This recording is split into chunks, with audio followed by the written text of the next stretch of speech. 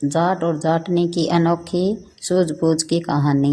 एक समय की बात है, हरियाणा के एक हरे भरे गांव में दोक्कल जाट और उसकी पत्नी बतेरी जाटनी रहते थे। दोक्कल स्वभाव से थोड़ा सीधा और भोला था, लेकिन बतेरी अपनी चतुराई और तेज जुबान के लिए पूरे गांव में मशहूर थी। उस घर में हंसी मजाक का दौर वैसे चलता जैसे चूल्हे पर दूध उबलता हो। एक दिन दोक्कल जाट शहर से एक काला चश्मा खरीद लाया। उसे लगा कि चश्मा पहनकर वह किसी बड़े जमींदार जैसा दिखेगा। शाम को जब वह भैंस चरा रहा डालने गया तो उसने अपनी टेंशन दिखाने के लिए चश्मा लगा लिया। चश्मा थोड़ा गहरे रंग का था।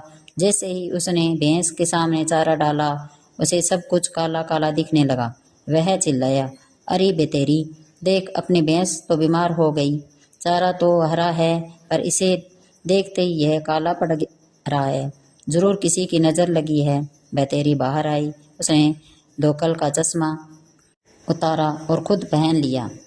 फिर उसने दोक्कल की ओर देखा और मुस्कुराकर बोली, नज़र भैंस को नहीं, थारे दिमाग को लगी है। यो चश्मा उतार, फिर देख दुनिया कितनी रंगीन है। और हाँ, इस चश्मे में तू जमींदार नहीं बल्कि खेत का बिचौका लग रहा है। दोक्कल अपनी किस्कियाँ सी हंसने लगा। एक बार दोक्कल के घर कुछ पुराने दोस्त घर आ गए। दोक्कल ने शान दिखाने के लिए बतेरी से कहा, देख बतेरी, शहर से कुछ लोग आए हैं, खाने में कुछ ऐसा बनाना कि उनका मन ठंडा हो जाए। बतेरी समझ गई कि दोक्कल अपनी हैसियत से ज़्यादा दिखावा करना चाहता है। उसने रसोई में जाकर गरम गरम बाजरे की रोटी और सरसों का साग बनाया, लेकिन ऊपर से कुछ ठंडा दही और बर्फ जैसा मक्खन डाल दिया।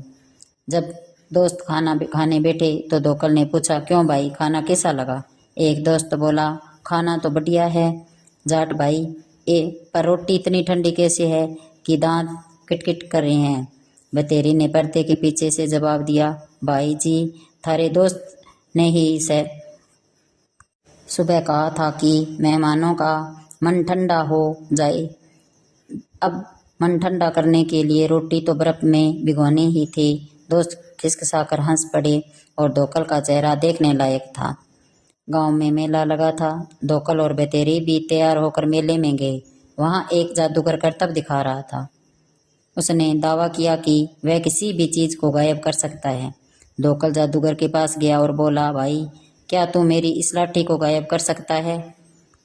जादूगर ने मंत्र पढ़ा और लाठी गायब हो गई। दोक्कल दंग रह गया। घर लौटते समय दोक्कल रास्ते में भर जादूगर की तारीफ करता रहा। बतेरी को यह बात रास नहीं आई। उसने कहा, इसमें कौन सी बड़ी बात है, मैं तो इससे बड़ा जादू जानती हूँ। दोक्कल चुनौती दी, अच्छा तो करके दिखा। घर पहुँचते ही बतेरी ने दोक्कल से कहा, आंखें बंद करो और 5 तक गिनो। जैसे ही दोक्कल ने आंखें बंद की, बतेरी ने घर का दरवाज़ा बंद अंदर से बंद कर लिया और ऊपर की खिड़की से बोली, देख दोक्कल, मैंने पूरा का पूरा घर गायब कर दिया है। अब तू बाहर खड़ा है और मैं अंदर सोती हूँ। दोक्कल बेचारा पूरी रात चबूतरे पर बैठा रहा और सुबह होते ही बोला, बतेरी, तेरा जादू तो असली है, पर अगली बार मुझे भी गायब कर घर के अंदर ही रहने का मंत्र सिखा देना। दोक्कल को एक बार सोचा कि खेती के साथ साथ व्यापार भी करना चाहिए। वह शहर गया और 5 किलो नमक खरीद लाया। उसने सोचा कि इसे गांव में महंगे दामों पर बेचेगा। रास्ते में बारिश होने लगी। दोक्कल ने नमक की बोरी को भीगने से बचाने के लिए एक गड्ढे में छिपा दिया और ऊपर से घास फूस डाल दी। जब बारिश रुकी, उसने बोरी निकाली तो नमक तो पानी में बह चुका था। वह खाली बोरी लेकर घर पहुंचा और रोने लगा। बतेरी ने पूछा, क्या हुआ? दोक्कल बोला, बतेरी, शहर का नमक बहुत चालाक है। जैसे ही बारिश आई, वह डर कर मारे पानी बनकर भाग गया।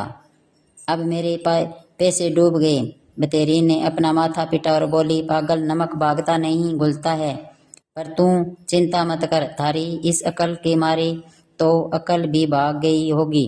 चल अब रोटी खा और खेती पर ध्यान दे। जाट जाटने की कहानी हमें यह सिखाती है कि जीवन में चाहे कितनी भी मुश्किलें आए, अगर पति पत्नी के बीच थोड़ा मजाक और थोड़ी समझदारी हो तो हर समस्या को हंसी मजाक में उड़ाया जा सकता है। जाट का भोलापन और जाटने की चतुराई का यह मेल ये ग्रामीण भारत की असली खूबसूरती है।